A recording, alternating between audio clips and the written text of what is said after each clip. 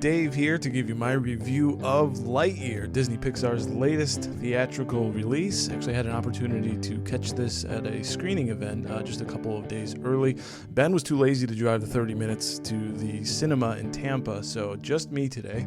Actually, before I start with my review of the film, which I'm going to try to keep spoiler-free, although I don't know how much of you all care too much about spoilers for this one, but the screening was great, number one, because the movie started when it said it was going to start, which was 7 o'clock p.m. There were no trailers, and I gotta say, that is such a great way to watch a film. Because I feel like after watching 4 or 5 trailers, 3 minutes apiece, they're throwing a bunch of visuals at you, lots of music, I'm almost exhausted by the end of the time I actually get to the thing that I wanted to go see in the first place. So I really enjoyed that experience, also in a nice Dolby theater.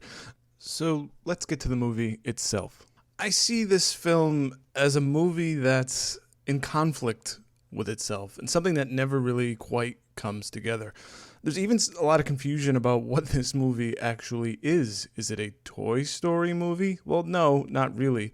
And I'm not sure what's been out there in terms of trailers and materials beforehand, but the movie essentially starts by saying, just to paraphrase, Andy, I believe 1994, Andy got a toy called Buzz Lightyear because it was his favorite movie. And this is that movie. So in other words, it's as if you got a Luke Skywalker toy after seeing Star Wars.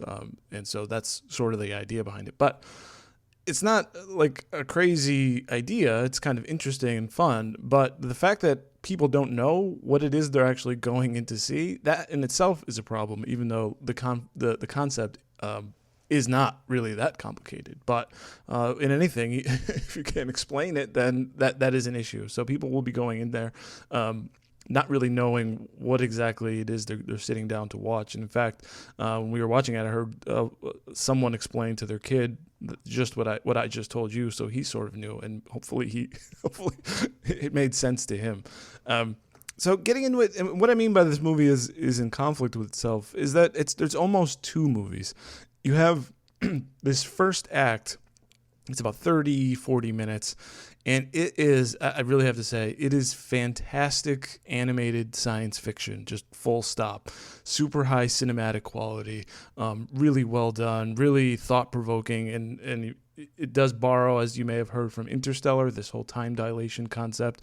So it's sort of taking that one piece from Interstellar and really running with it. And I think it's fantastic. The first act, beautiful. And then sort of after that happens, that's all kind of over. And then it moves into a sort of a typical Pixar story. So it's almost as if, the creators of this film, they had this really cool concept, and then they didn't really know or weren't allowed to fully flesh it out. I would really be curious what they would do with a full hour and 30 minutes to keep exploring that idea, and really those super high sci-fi elements that were just so fantastic.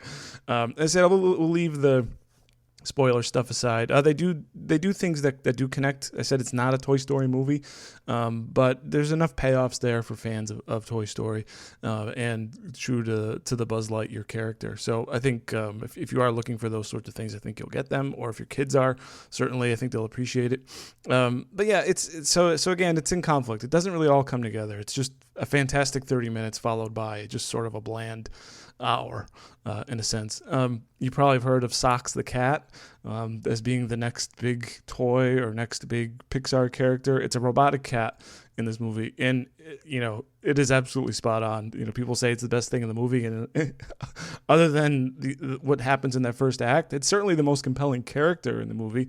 Very funny, really inventive stuff that Pixar always does. So everyone, adults and kids alike, will enjoy Socks the cat. And I mentioned visuals a second ago.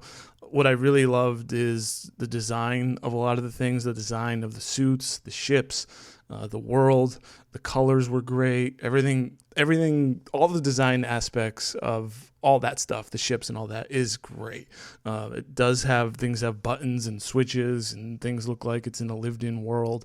And so that is absolutely spot on. It's the kind of thing we want in any kind of a science fiction movie. Really, any movie, it must look realistic and cool, right? And they get that. But after that, there's some parts where the visuals also just look a little dull and flat. And speaking of flat, I would say that applies to the voice actors as well. This one stars Chris Evans, Keke Palmer, Taika Waititi is in it, Peter Sohn as Socks, I believe I'm pronouncing that right. James Brolin is in here, so it's a good smattering of characters. Peter Sohn as Socks probably does the best voice performance of all of them, which is interesting. Do we really need celebrity voices when you can get a better performance out of someone that we don't really know very well? Peter Sohn, I've never heard of him. So what does Chris Evans bring to this movie? Not a lot. It's very... Now, I will say, I'll preface by saying I don't like Chris Evans. I find him insufferable and a sanctimonious prick. So that's my take. So I'm a little biased there. But I think he was just very monotone. There was not a lot of energy in his performance. And there's been people wondering, well, what about Tim Allen? Would Tim Allen have been better in this? Maybe, maybe not. I don't know exactly who would be better. But I know that it's not Chris Evans. And I feel like really the cat was the best part in terms of the voices. And all the adult characters, they all just didn't do it for me. So I don't know. Maybe we can rethink how we bring in actors to do these movies. So I think Chris Evans it was a big fail right there.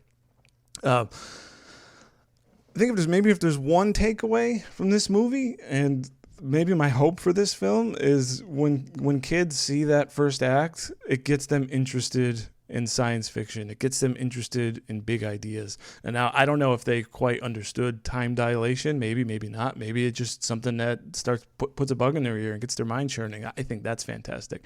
Maybe it interests them in space travel and just the whole world out beyond what's under our feet. So I think if this movie does that one thing, I think then it's mission accomplished. So I'm gonna keep this review short. I'm gonna get out of here in just a sec. I'm gonna give my review in terms of stars and buckets of popcorn. I say this is a 3-star movie. It's good, not great, not bad. I've seen there's some negativity surrounding this film. I don't know. It's a Pixar movie. There's going to be some good parts and bad parts.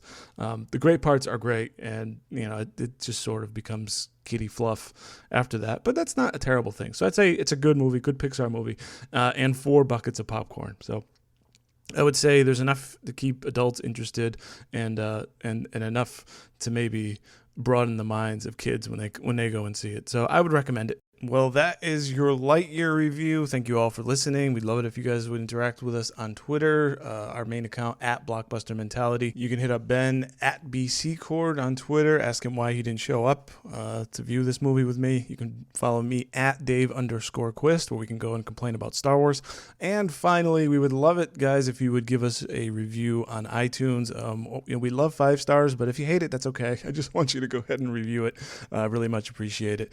Well, that is it for the Lightyear review episode, short and sweet. We've got a lot of movies coming out quickly. We've got Jurassic World. There's that Elvis movie out there. There's Thor: Love and Thunder. So we're going to try to stay on top of these movies and see them as much as we can and try to get you guys reviews. And, of course, the normal show format where we bring on an amazing guest to talk about their favorite movie. So that is all for today. Thank you all so much for giving me your time. And keep an eye out for the next episode.